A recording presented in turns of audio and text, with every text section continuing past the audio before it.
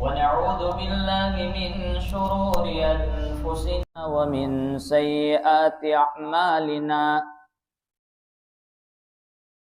من يهده الله فلا مضل له ومن يضلله فلا هادي له ونشهد أن لا إله إلا الله وحده لا شريك له ونشهد أن سيدنا ومولانا محمدا عبده ورسوله صلى الله تعالى عليه وعلى آله وأصحابه وسلم تسليما كثيرا كثيرا وداعيا إلى الله بإذنه وسراجا منيرا أما بعد فأعوذ بالله من الشيطان الرجيم بسم الله الرحمن الرحيم ربنا وابعث فيهم رسولا منهم يتلو عليهم آياتك ويعلمهم الكتاب والحكمة ويزكيهم إن الله عزيز حكيم صدق اللہ مولانا العظیم۔ ہے کمال رتبہ مصطفیٰ بلغ العلا بکمالہ، ہے کمال رتبہ مصطفیٰ بلغ العلا بکمالہ، یہ اثر ہے ان کے جمال کا کشف الدجا بجمالہ۔ کسی ایک ادا کی تو بات کیا حسنت جمیع خصالہ، وہ خدا کا جس نے بتا دیا صلو علیہ وآلہ، ان اللہ وملائکتہ یصلون علی النبی یا ایہا الذین آمنوا صلو علیہ وسلموا تسلیما۔ اللہم صل علی سیدنا محمد وعلی آل سیدنا محمد وبارک وسلم۔ قابل صد تکریم معزز علماء کرام، بزرگان محترم اور عزیز ساتھیو، ربیع الاول کا مہینہ شروع ہو کر کے آج 6 تاریخ ہے۔ ربیع الاول کا مہینہ جس میں نبی پاک صلی اللہ تعالی علیہ وسلم کی ولادت باسعادت ہوئی ہے۔ 6 صدی عیسوی جب چل رہی تھی، دنیا کے حالات انسانیت اور مانوتا کے اعتبار سے بہت گر چکے تھے۔ لڑائیاں، جھگڑے اور عقائد اور آستھا کے اعتبار سے بھی بالکل نچلے درجے میں آ چکے تھے۔ ایک لڑائی سالوں چلا کرتی، باپ مرتا بیٹے کو وصیت کرتا فلاں سے بدلہ لینا ہے، بیٹا مرتا جاتا پوتے کو وصیت کر کے جاتا فلاں سے بدلہ لینا ہے، تو وہ سالوں نسل در نسل پیری در پیری یہ لڑائیاں چلتی رہی۔ انسانیت کا قحط اور دکار دنیا میں آیا ہوا تھا۔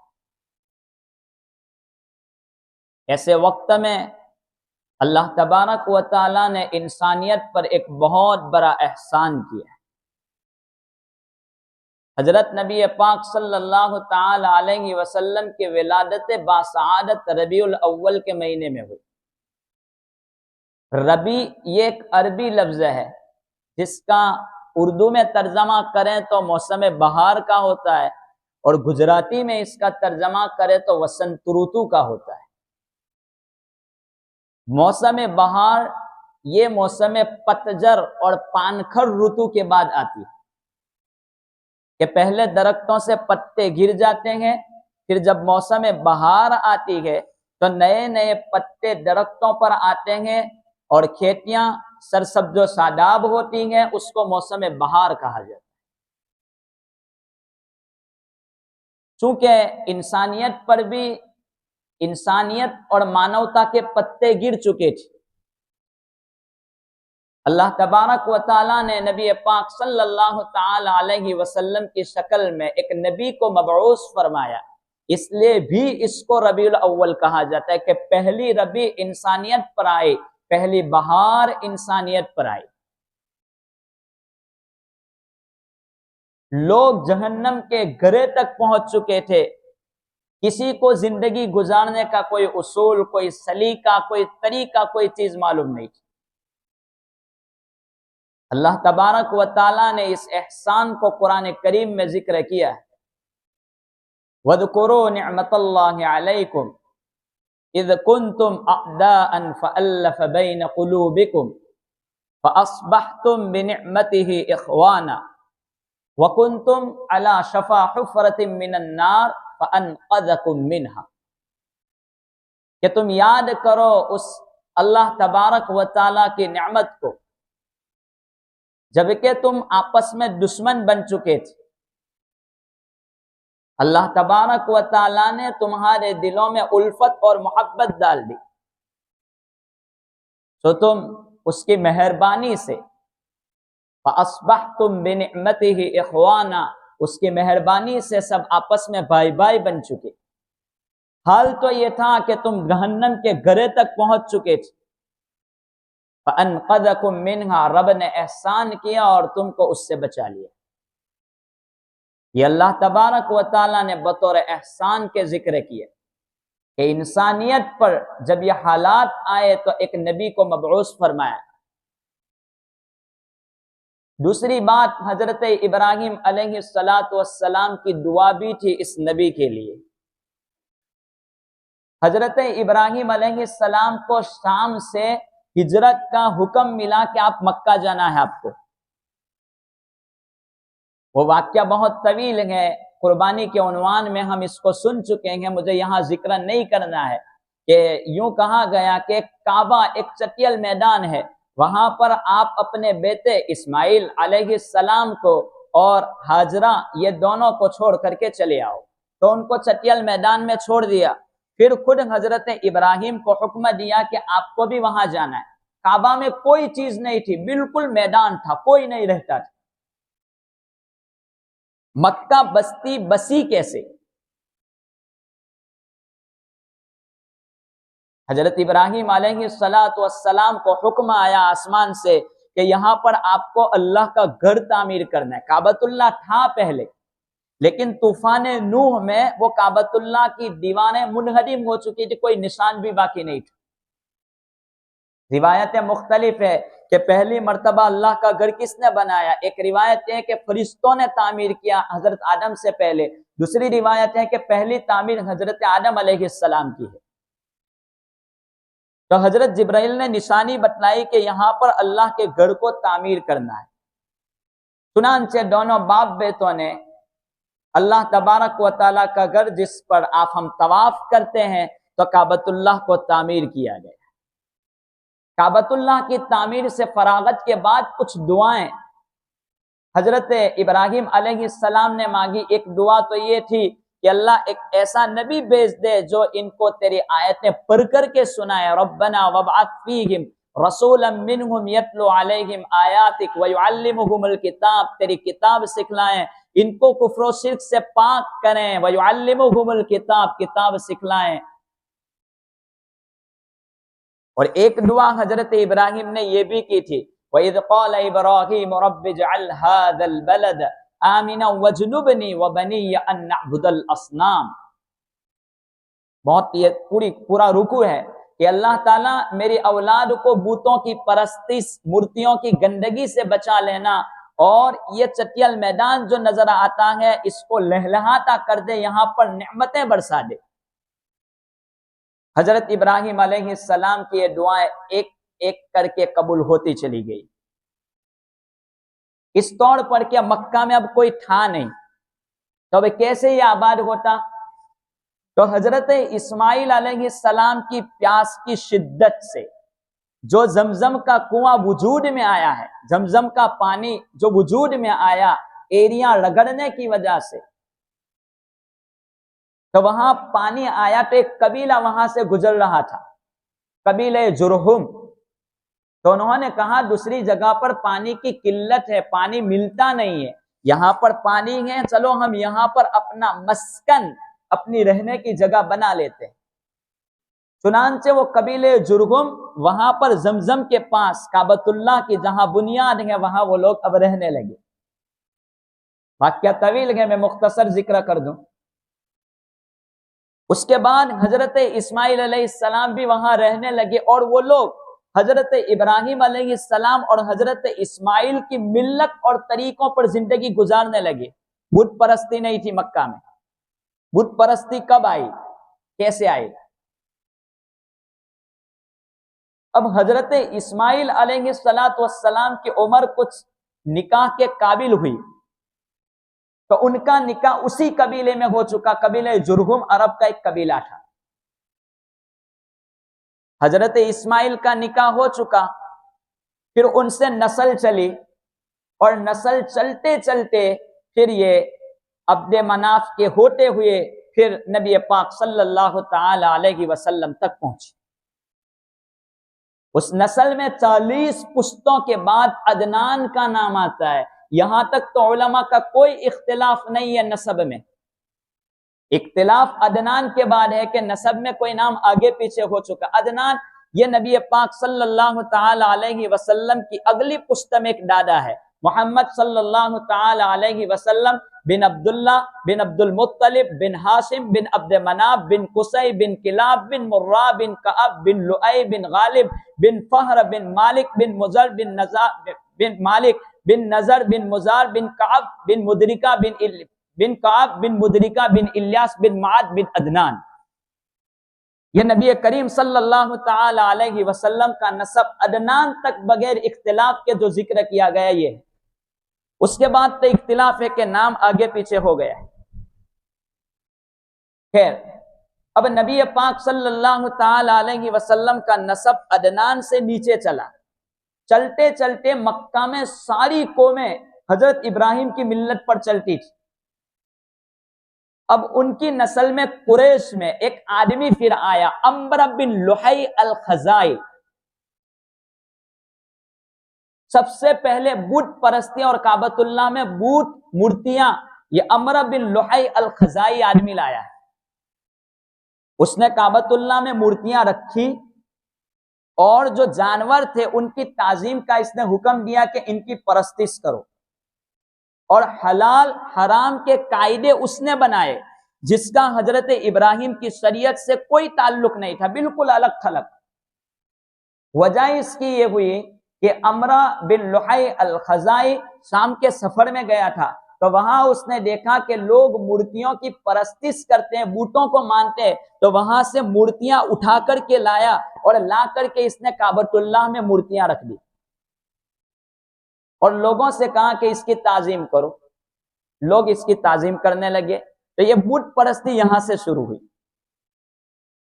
ایک روایت یہ ہے کہ قریش میں بت پرستی شروع کیسے ہوئی کہ کعبۃ اللہ کی تعظیم وہ لوگ بہت کرتے تھے، تو جب سفر میں جاتے مکہ چھوڑ کرتے تو وہاں سے پتھر اپنے ساتھ سفر میں لے جاتے، کعبۃ اللہ کے پتھر اپنے ساتھ لے جاتے، اور جو پتھر ان کو خوبصورت لگتا اس کی عبادت شروع کر دیتے۔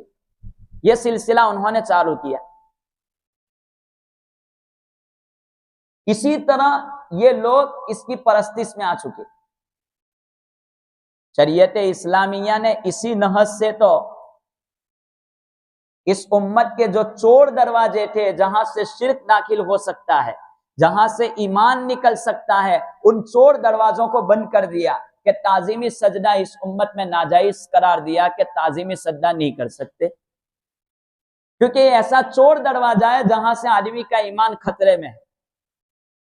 پہلی امتوں میں جائز تھا، 3 وقتوں میں نماز پڑھنے کو منع کر دیا گیا، غروب کے وقت، طلوع کے وقت، زوال کے وقت نہ پڑھو، اس لیے کہ حدیث میں آتا ہے قرنئی شیاطین، شیطان کے 2 سنگوں کے بیچ میں سورج طلوع ہوتا ہے، کہیں اس کی پرستش کا صاحبہ نہ ہو جائے، شک نہ ہو جائے، روک دیا گیا۔ علامہ شامی رحمت اللہ علیہ نے تو فتاوی شامی میں یہاں تک لکھا ہے کہ کسی کے لیے جائز نہیں ہے کہ کوئی جھک کر کے بھی سلام کرے، حرام لکھا ہے۔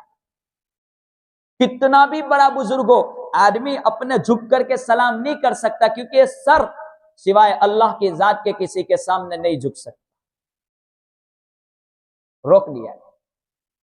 اسی لیے نبی پاک صلی اللہ تعالی علیہ وسلم نے حکم دیا کہ میری قبر کو تم عبادت گاہ نہ بنانا،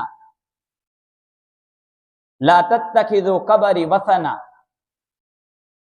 خیر، تو اس طریقے پر بت پرستی یہاں پر آئے، لیکن دوسری طرف کعبۃ اللہ کی تعظیم مکہ والوں میں ابھی بھی باقی تھی۔ بت پرستی آ گئی تھی لیکن کعبہ کی تعظیم باقی تھی۔ کس طور پر کہ وہ لوگ حج بھی کرتے تھے کعبۃ اللہ کا، عمرہ بھی کرتے تھے، اس کو عزت کی نگاہ سے دیکھتے تھے، یہ سب کچھ تھا۔ ایسے وقت میں ایک بہت بڑا واقعہ پیش آیا، اس سے پہلے اتہاس اور تاریخ میں اتنا بڑا واقعہ کبھی پیش نہیں آیا۔ وہ واقعہ یہ پیش آیا کہ ابرہہ کا واقعہ جو بہت طویل ہے، جس کو آپ سن چکے ہیں الم تر کیف فعل ربک باصحاب الفیل کی تفسیر میں، کہ جب ابرہہ نے کعبۃ اللہ پر چڑھائی کرنے کی کوشش کی تو وہ جب آیا ہے کعبۃ اللہ پر چڑھائی کرنے کے لیے تو مکہ والوں نے اس کو روکنا چاہا کہ یہ اللہ کا گھر ہے تو اس کو مت روک۔ عبد المطلب اس وقت والی تھے مکہ کے، آپ کے دادا، تو آپ کے دادا نے جا کر کے اس سے ملاقات کی کہ ایسا مت کر، تو میرے 200 اونٹ تو نے جو قبضے میں لیے ہیں وہ مجھے دے دے۔ تو وہ کہنے لگا ابرہہ کہ میں تو تم کو بڑا شریف سمجھتا تھا، تم تو اپنے اونٹ کے لیے آئے، اللہ کے گھر کی تو تم کو کوئی فکر ہی نہیں ہے۔ تو کہا کہ وہ اللہ کا گھر ہے، اس کی حفاظت اللہ کرے گا، تو ہمارے اپنے اونٹ تو دے دے۔ اس نے اونٹ دے دیے۔ پھر یہ لوگ حجر کے وقت میں کعبۃ اللہ کا غلاف پکڑ کر کے رو کر کے کعبہ والے دعا کرنے لگے، اللہ یہ تیرا گھر ہے، اس کی حفاظت کر۔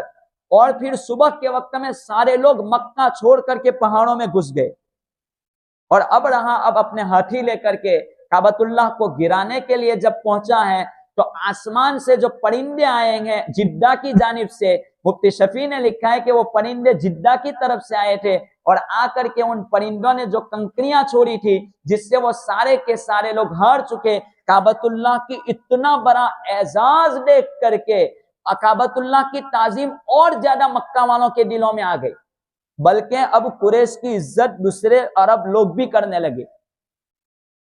یہ حالات ہوئے تو کعبہ والوں نے یہ سوچا، مکہ والوں نے، کہ اب دنیا میں بہت جلدی تبدیلی آنے والی ہے، یہ واقعہ کوئی چھوٹا بڑا نہیں ہے، اب دنیا میں کچھ نہ کچھ ہوگا، دنیا میں کوئی نئی چیز وجود میں آئے گی۔ ان لوگوں نے یہ سوچ لیا۔ حضرت عبداللہ ابن عباس رضی اللہ تعالی عنہما فرماتے ہیں کہ اس کے بعد 55 یا 50 دن کے بعد نبی پاک صلی اللہ تعالی علیہ وسلم کی ولادت باسعادت ہوئی۔ اللہ تبارک و تعالی نے آپ کی پیشانی پر، حضرت آدم علیہ السلام کی پیشانی پر ایک نور رکھا تھا، وہ نور کو سنبھالتے سنبھالتے سنبھالتے وہ پیشانی کا نور حضرت شیش کے پاس پہنچا، پھر ان کی پیشانی سے نبیوں کے جو آپ کی نسل چلی تھی، چلتے چلتے حضرت ابراہیم، حضرت اسماعیل، پھر یہ ساری نسل تک یہ نور کی حفاظت ہوتی رہی۔ حضرت عبداللہ کی پیشانی پر بھی یہ نور آ چکا تھا۔ حضرت عبداللہ ابن عباس فرماتے ہیں کہ جب عبداللہ نکاح کے قابل بنے، آپ صلی اللہ علیہ وسلم کے والد گرامی عبد المطلب ہاتھ پکڑ کر کے لے جانے لگے کہ چلو آپ کو نکاح کے لیے لے جاؤں، تو ایک مقام پر گئے اور وہاں پر جاتے جاتے بیچ راستے میں ایک فاطمہ نامی عورت گرجا میں پرستش کر رہی تھی، جو تورات اور انجیل کی عالم تھی، جاننے والی تھی۔ اس عورت نے کہا، حضرت عبداللہ کو بلایا اور کہا کہ یہ 100 اونٹ عبداللہ میں تجھے دیتی ہوں۔ عبداللہ کون؟ نبی پاک صلی اللہ علیہ وسلم کے والد گرامی، کہ عبداللہ میں تجھے 100 اونٹ دیتی ہوں، یہ 100 اونٹ لے لے اور تو میرے ساتھ غلط کام کے لیے تیار ہو جائے۔ حضرت عبداللہ نے فرمایا یہ تو ہو نہیں سکتا، چنانچہ اتنا کہہ کر کے چلے گئے۔ 3 دن کے بعد حضرت عبداللہ نکاح سے واپس آئے تو وہ عورت نے پھر بلایا، عبداللہ بتلا کہاں گئے تھے؟ کہا کہ میرے والد مجھے نکاح کے لیے لے گئے۔ وہاں پر ایک عورت آمینہ نامی، وہب کی عورت، ان سے میرا نکاح ہوا، وہب کی بیٹی، ان سے میرا نکاح ہوا، اور 3 رات میں وہاں گزار کر کے اب میں گھر جا رہا ہوں۔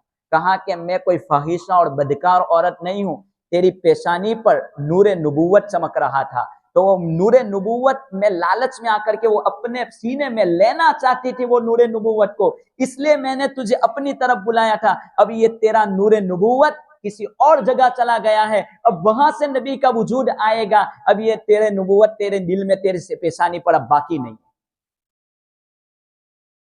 چنانچہ اس طریقے پر نبی پاک صلی اللہ علیہ وسلم کے نور کی حفاظت ہوئی ہے۔ پھر نبی پاک صلی اللہ تعالی علیہ وسلم واقع فیل کے 50 یا 55 دن کے بعد دنیا میں تشریف لائے ہیں نبی پاک صلی اللہ علیہ وسلم۔ بہت بڑا احسان امت پر اور انسانیت پر یہ ہوا کہ حضور کا وجود ہوا سن عیسوی 571 10 اپریل کے دن میں۔ ایک روایت یہ ہے کہ اگر عربی تاریخ کا اعتبار کیا جائے تو 8 تاریخ ربیع الاول کو آپ دنیا میں آئے، اور مشہور قول یہ ہے کہ 12 ربیع الاول، حالانکہ اس میں 3 سے 4 قول ہے کہ فلاں تاریخ کو حضور دنیا میں تشریف لائے۔ وفات کے بارے میں کوئی اختلاف نہیں، وہ 12 ربیع الاول پیر کا دن ہے، لیکن آپ کی پیدائش میں الگ الگ تاریخیں نقل، مشہور قول 12 ربیع الاول ہے، ورنہ مورخین نے تو 8 ربیع الاول کو بھی نقل کیا ہے۔ حضرت نبی پاک صلی اللہ علیہ وسلم جب دنیا میں آئے، فاطمہ بنت عبداللہ فرماتی ہے کہ جب حضور دنیا میں آئے ہیں تو میں کمرے میں تھی، آمینہ کے پاس بیٹھی تھی، بچہ جب دنیا میں آیا تو اچانک جب حضور دنیا میں تشریف لائے تو پورا کمرہ چمکنے لگا، روشنی پھیل گئی، اندھیرا تھا روشنی چمک گئی، پھیل گیا پورا کمرہ۔ حضرت نبی پاک صلی اللہ علیہ وسلم دنیا میں آئے، آپ کے جسم پر ذرہ برابر گندگی نہیں تھی۔ ایک روایت میں تو یہ ہے کہ حضرت نبی پاک صلی اللہ علیہ وسلم مختون پیدا ہوئے تھے، ختنہ ہو چکی تھی، اس حالت میں دنیا میں آئے تھے حضرت نبی پاک صلی اللہ علیہ وسلم۔ حضرت عائشہ رضی اللہ تعالی عنہا کی روایت ہے کہ جس رات نبی پاک صلی اللہ علیہ وسلم دنیا میں آئیں گے تو ایک یہودی آدمی مکہ میں رہتا تھا، جس رات حضور دنیا میں آئیں گے صبح صادق کے وقت میں حضور کا جنم ہوا ہے، پیدا ہوئے ہیں، تو جس رات حضور پیدا ہوئے ہیں اس رات میں ایک یہودی جو یہاں پر مکہ میں رہتا تھا، اس نے کہا جب قریش اس کے پاس پہنچے کہ جاؤ مکہ میں خبر کرو آج مکہ میں کوئی بچہ پیدا ہوا ہے، جلدی کرو قریش میں آج ایک بچہ دنیا میں آئے گا۔ چنانچہ لوگ بھاگے، کہا کہ ہمیں معلوم نہیں، تفتیش کی گئی تو کہا عبد المطلب کے بیٹے عبداللہ کے گھر آج بچہ کا جنم ہوا ہے، بچہ پیدا ہوا ہے، اس کو خبر دی گئی، کہا کہ جاؤ دیکھ کر کیا آؤ، اس کے کندھے پر مہر نبوت کا سکہ لگا ہوا ہے۔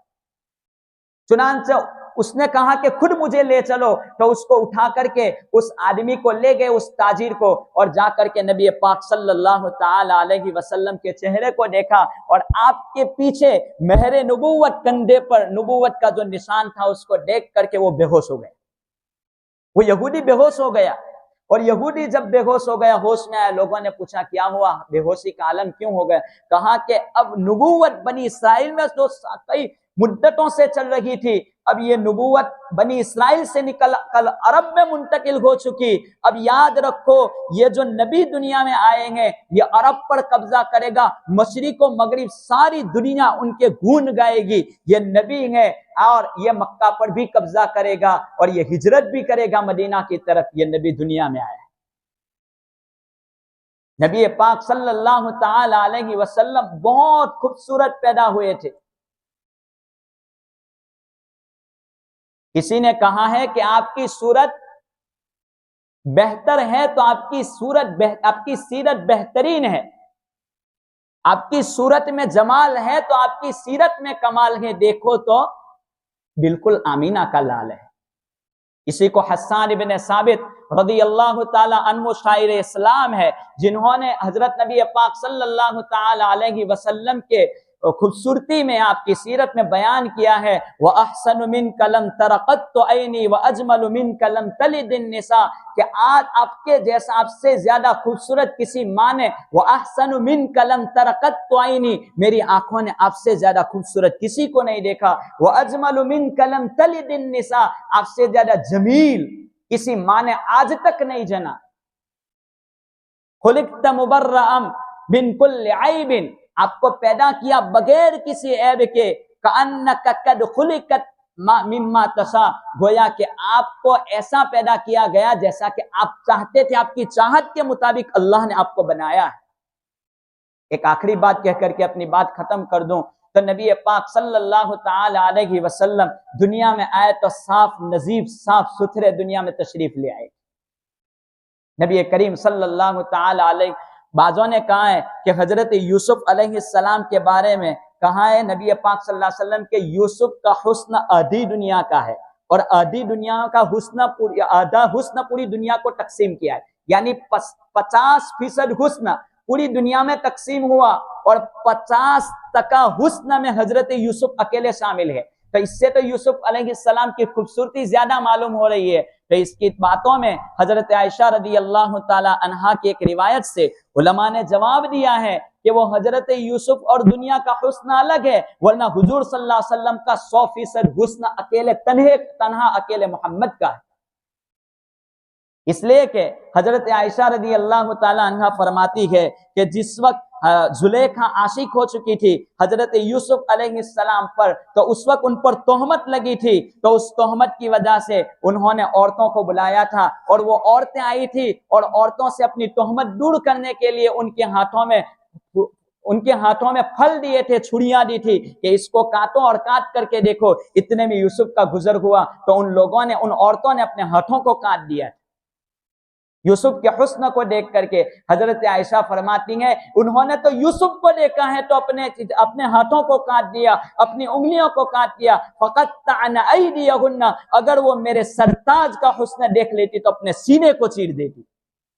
حضور اکرم صلی اللہ تعالی علیہ وسلم با کمال بھی تھے، با جمال بھی تھے، ایسا خوبصورت، کسی شاعر نے کہا لا يمكن الثناء كما كان حقه بعد از خدا بزرگ تو یہ قصہ مختصر کہ آپ سے زیادہ حسین کوئی نہیں۔ خلاصہ کلام یہ کہ نبی کریم صلی اللہ تعالی علیہ وسلم اس دنیا میں اس مہینے میں تشریف لائے، یہ امت پر بہت بڑا احسان ہوا ہے۔ پھر آپ کا نام کیسے رکھا گیا، کیسے یہ ساری چیزیں ہوئی، وہ انشاءاللہ آئندہ اللہ تبارک و تعالی ہمیں نبی کریم صلی اللہ تعالی علیہ وسلم کی ذات بابرکت پر عمل کرتے ہوئے ہر سنت پر مر مٹنے کی توفیق عطا فرمائے۔ آمین وآخر دعوانا الحمدللہ رب العالمین۔